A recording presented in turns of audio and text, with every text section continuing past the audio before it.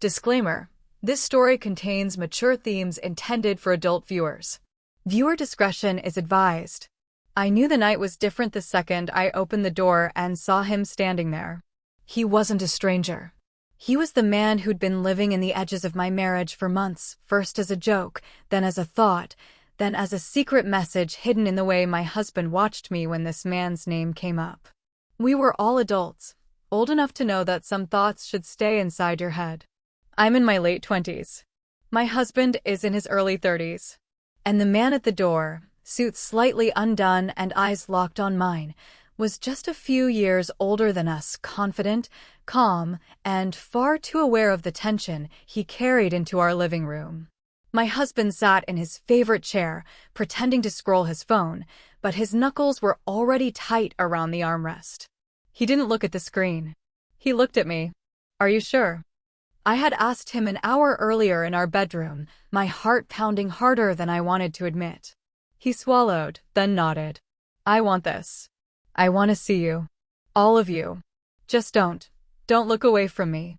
So when our guest stepped closer and the air thickened between the three of us, I did exactly that. I kept my eyes on my husband.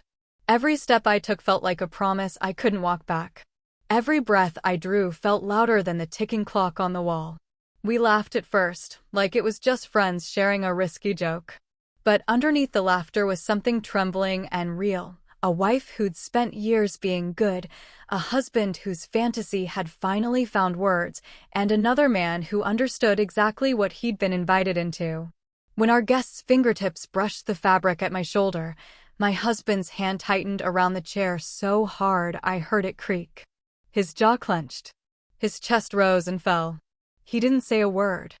And then, in a voice barely louder than a whisper, I leaned closer and said the one sentence that would change everything between us. "Whatever happens next, don't stop watching." The room went silent. And that was the moment I realized none of us would ever be able to pretend this was just a fantasy again.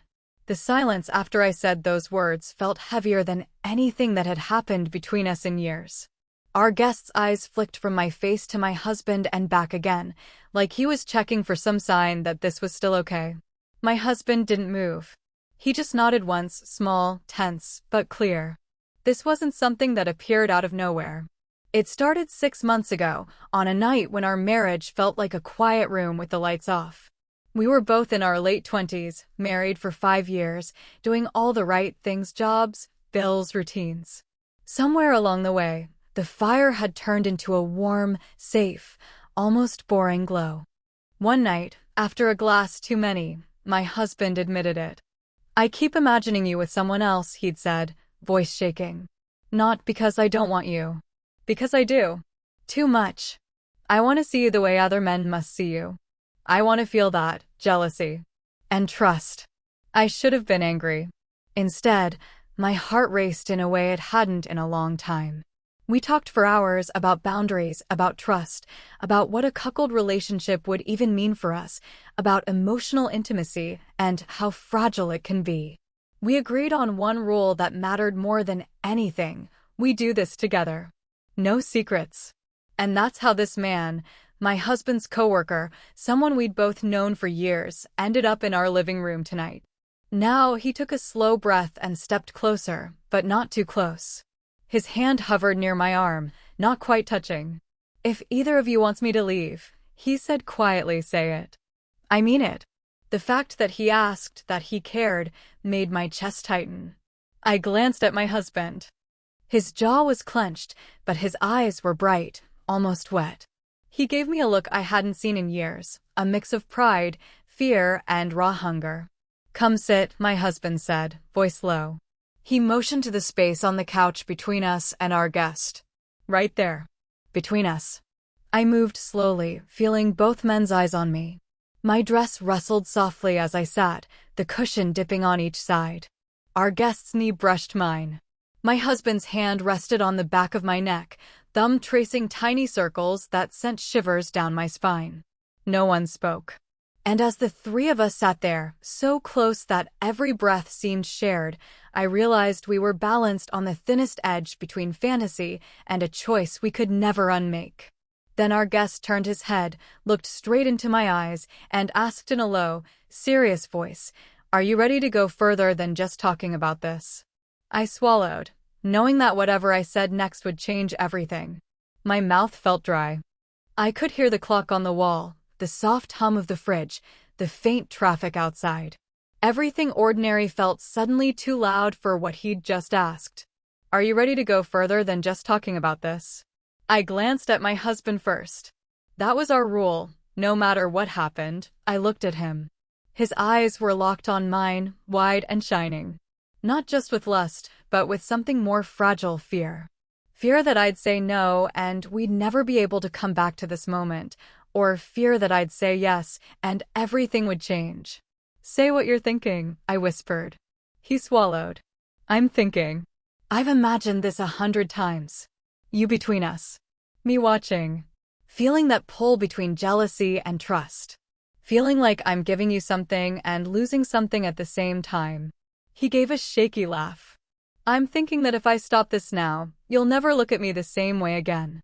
Our guest watched quietly, his hands resting on his knees, respectful, almost too still. I realized then that he wasn't just some random man we'd picked. He'd been there for my husband during late nights at work, during our fights about schedules and money and the slow, quiet distance that had crept into our marriage. There was history here, unspoken looks, inside jokes, that one office party where he and I had talked too long over drinks while my husband watched from across the room, pretending not to notice. I'd felt something then.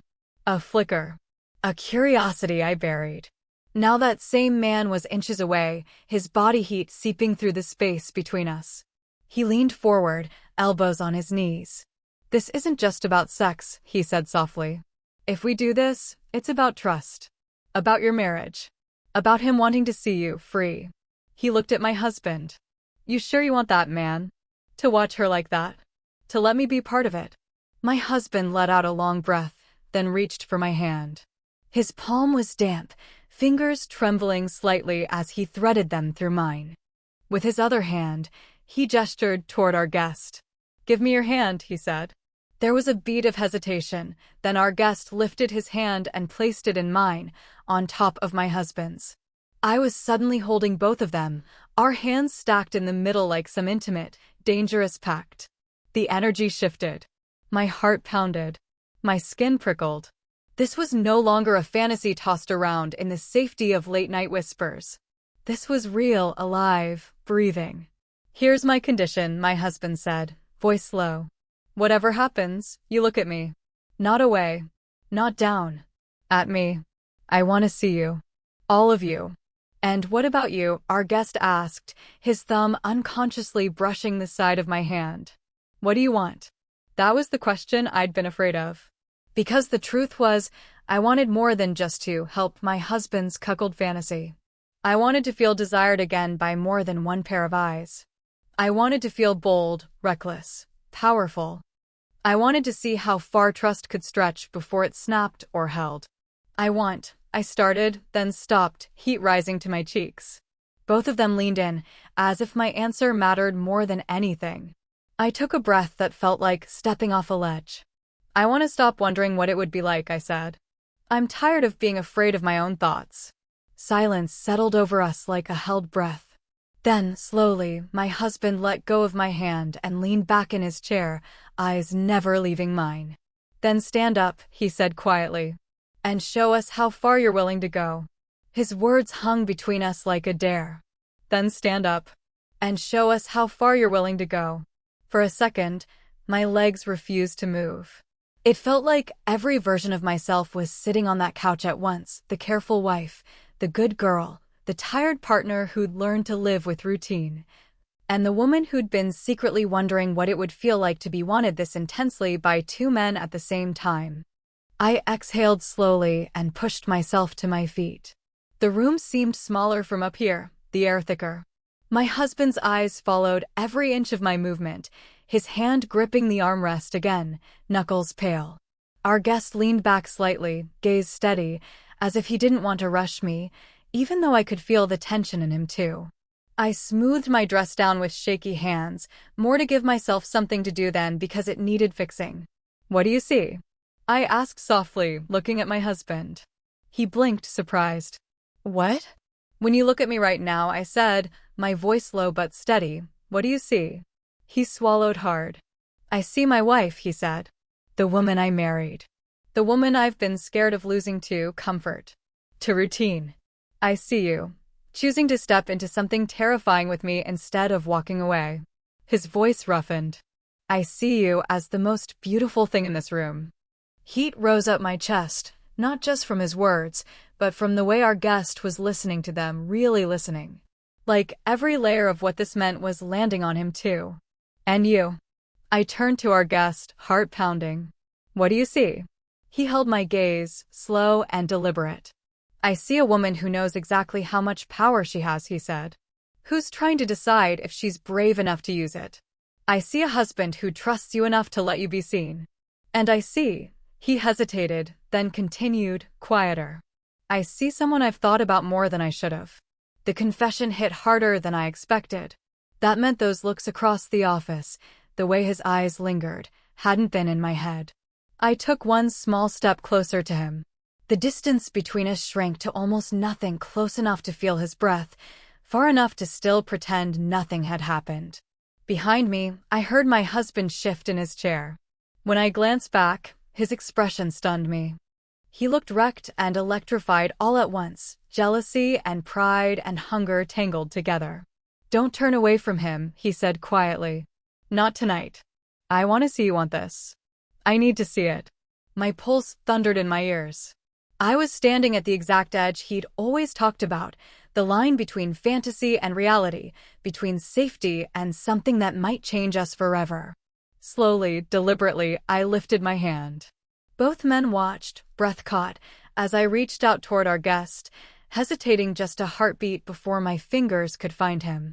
And in that suspended second, before I actually made contact, before anything truly irreversible happened, the doorbell suddenly rang. The sound sliced through the charged silence like a blade. All three of us froze. The doorbell shattered the moment like glass. We all froze, my hand still hanging in the air, my breath caught halfway in my chest. For a heartbeat, no one moved. Then it rang again. My husband was the first to react. He dragged a hand over his face, like he was wiping away everything that had just almost happened. That'll be the food, he muttered. I forgot I ordered. Of course. The most ordinary thing in the world, dropped right into the middle of the most insane moment of our marriage. I'll get it, I said automatically, grateful for the excuse to step away from the charged space between us. My knees felt unsteady as I walked to the door, acutely aware of both men watching my back. When I pulled the door open, the hallway light felt too bright. The delivery guy stood there, bored, scrolling his phone. I signed, smiled, made some polite joke about the weather. My voice sounded normal. My hands did not feel normal. As I turned back toward the living room with the bag in my hand, I heard them. Are you sure about this? Our guest's low voice drifted down the hallway. She's not just a fantasy. She's your wife. I know who she is, my husband replied, rough. You think I don't know what I'm risking? I stopped just short of the doorway, unseen, the words rooting me in place. There was a pause, then our guest said, even softer, I need you to know something before we go any further. This isn't just fun for me. I care about her. More than I should. The admission hit me like a hand to the chest. I pressed my back lightly against the wall, heart hammering. My husband didn't answer right away. When he spoke, his voice sounded older, tired and sharp all at once. Yeah, he said. I figured. You think I haven't seen the way you look at her. The way she looks back when she thinks no one notices. Heat rushed to my face. So it hadn't all been in my head. So why are you still letting this happen? Our guest asked.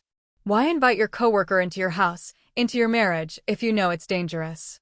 My husband let out a strained laugh that wasn't really a laugh. Because I'd rather bleed in the open than rot in silence, he said. Because I know she's been wondering. And if she's going to find out what it feels like to be wanted like that, I'd rather be here, even if it breaks me, than pretend it isn't happening. My throat tightened. I stepped back into the room, pretending I hadn't heard a word. Both of them looked up, their faces rearranging themselves into something more neutral, but not fast enough. I'd seen the rawness there. "Food's here," I said quietly, setting the bag on the coffee table. My hands trembled just a little. We moved through the motions, opening containers, joking weakly about how much we'd overordered. None of us took more than a bite or two. The air was too thick for eating. Finally, my husband pushed his untouched plate away. "Okay," he said, voice low, serious. "Enough stalling." He looked at me first, then at our guest, then back at me. "I heard what you said," I told our guest, heart pounding. "At least part of it." I met his eyes. "You care about me?" He didn't flinch. "Yeah," he said simply. "More than is safe for any of us." I turned to my husband, expecting anger, but what I saw instead scared me more. Acceptance. Pain, yes, but acceptance. "This is your last out," he said softly. "Both of you. If we stop now, we can pretend this was just a weird night and go back to whatever we were before." We all knew that wasn't true. "And if we don't?" I whispered. His jaw tightened. "Then we go all in.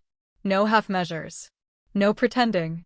You let him see you the way I've imagined 1,000 times. And I stand there and watch the woman I love choose to step into that." His voice cracked, knowing I might never be able to unsee it, or want to. The room felt smaller, the walls closer. My skin buzzed with adrenaline and something dangerously close to excitement. Our guest stood slowly, eyes never leaving mine. "Your call," he said to me. "Not his. Not mine. Yours." My husband rose too, moving to stand behind me, his presence solid and shaking at the same time. Gently, almost reverently, he placed his hands on my shoulders. "If you say yes," he murmured near my ear, "I'll walk you to that bedroom myself." The hallway stretched ahead of us like a path I could never walk backward from. I closed my eyes, feeling both men's attention on me, one full of restrained hunger and fear, the other heavy with quiet, dangerous devotion. Then I opened them, took one slow breath, and turned toward the dark hallway, and this time, no doorbell rang. I turned toward the dark hallway, and this time, my feet moved. The carpet felt softer than usual under my bare soles, every step echoing louder in my chest than in the quiet apartment. Behind me, I could hear them, two different rhythms of breathing, two different kinds of tension. My husband's presence was solid and shaky at once. Our guest's was quieter, but no less intense. The bedroom door stood half open, just like it did every ordinary night. Tonight, nothing about it felt ordinary. My husband reached past me and pushed it open all the way. The small, familiar room suddenly seemed like another country, same bed, same lamp, same dresser, and yet completely changed by the fact that 3 people were crossing its threshold instead of 2. For a moment, none of us spoke. "This is it," my husband said softly. "No going back from here." I stepped into the room, halfway between the bed and the door, feeling both men behind me. When I turned, they were standing a few feet apart, my husband closer to the door, our guest closer to me.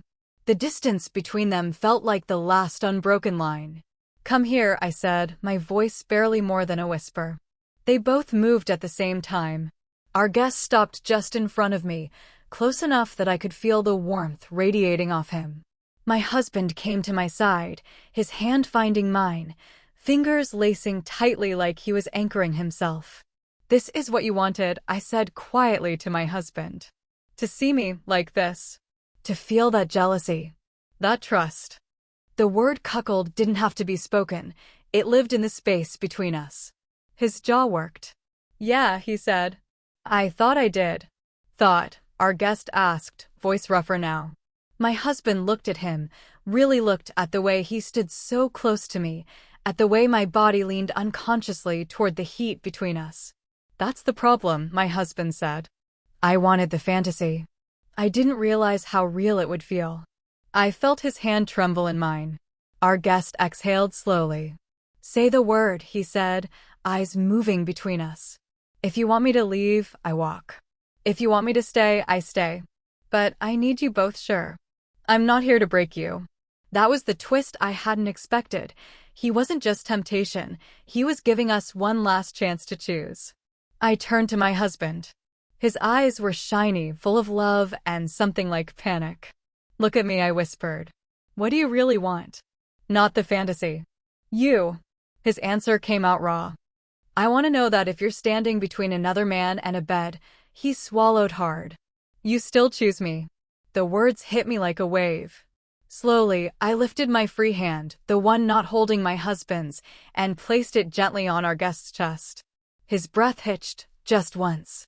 The room felt like it was holding itself perfectly still.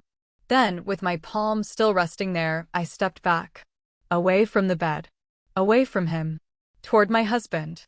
Our guest's eyes widened, surprise flickering into something else, pain, then a strange, quiet relief. I choose you, I said to my husband. I needed to see if I could. With him here. With all of this real. For a long moment, none of us moved. Then my husband pulled me against him, holding me like he hadn't in years, fierce, shaking, grateful. Over his shoulder, I met our guest's eyes. That was when the final twist landed. Because in his gaze, I didn't see anger. I saw understanding. And a promise that the story between the three of us wasn't as finished as this night might make it seem. For a long moment, none of us said anything. My husband held me like he was afraid I might slip through his arms and vanish. I could feel his heartbeat against my chest, fast and uneven, matching my own. Over his shoulder, our guest stood in the doorway, framed by the soft bedroom light, wearing that complicated expression that held both loss and something strangely peaceful. I should go, he said eventually, voice low. My husband loosened his hold just enough for me to turn and face him. You don't have to rush out, I said. Not like this. He gave a small, tired smile. If I stay, I don't think any of us will sleep. And I think tonight needs to belong to the two of you. His gaze flicked to my husband. To your marriage. There was so much more underneath those words. Things we'd never quite say out loud. My husband stepped forward and did something that surprised all three of us. He opened his arms and pulled him into a quick, rough hug. Two men, standing there with the weight of everything unspoken between them. Thank you, my husband murmured. For not pushing. For reminding us this is real, not just some game. Our guest clapped him once on the back, then looked at me. Take care of him, he said gently. And let him take care of you. You two have something worth being jealous of. The words stung and soothed all at once. We walked him to the door together. When it closed behind him, the apartment suddenly felt quieter, like the volume had been turned down on everything except the sound of our breathing. We stood there for a second, just looking at each other. That almost went somewhere we can't come back from, my husband said softly. I shook my head. I don't think we'd want to go all the way back, I replied. Not to before tonight. Before we were this honest. His eyes searched mine, gentler now, the sharp edge of jealousy melting into something warmer. So what are we now? He asked. I took his hand and led him back toward the bedroom, not with the weight of a dangerous secret, but with the calm of a choice already made. We're two people who walked right up to the edge, I said, and realized the real fantasy was feeling this close again. On the bed, we didn't rush. We talked. We laughed nervously.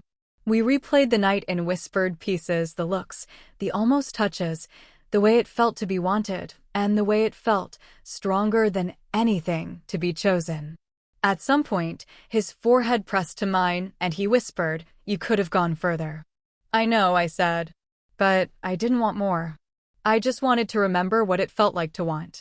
And then remember who I wanted to go home to. His eyes shone. Then stay, he breathed. And I did, not just in that room, not just in his arms, but in the choice we'd made together. A marriage no longer afraid of its shadows, a love stronger for having walked through temptation and come out holding each other a little tighter than before. Whatever stories we told after this would always be the night we stopped pretending and chose each other anyway.